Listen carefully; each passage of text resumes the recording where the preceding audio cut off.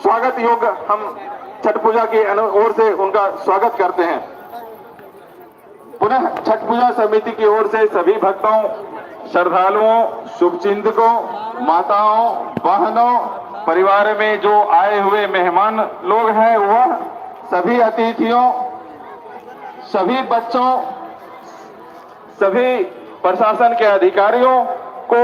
बहुत बहुत हार्दिक बधाई, शुभकामनाएं, धन्यवाद। जो भक्त अभी अभी लेट से भी आए हों तो उनकी जानकारी के लिए पुनः मैं यह बता रहा हूं कि प्रत्येक कुछ वर्ष पहले चैती छठ पूजा की भी व्यवस्था 2-4 लोग के लिए हम लोग घाट पे करते थे, परंतु कौन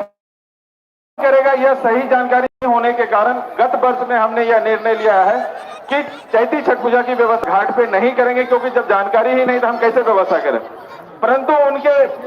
कोई परेशानी ना हो उसके लिए हमने 1 दर्जन टब, पहले 4 टब बनाया था चैती छठ पूजा में। उसके अलावा इस वर्ष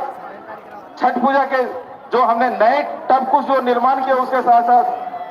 और टब बना करके उसे 1 दर्जन की संख्या में बना दिए हैं। अतः आपके जानकारी में जो आसपास के लोग जहां भी चैती छठ पूजा करते हो, वो आकर के हमसे टब ले जाए और अपने घर के पास वो अर्घ देने की व्यवस्था करेंगे।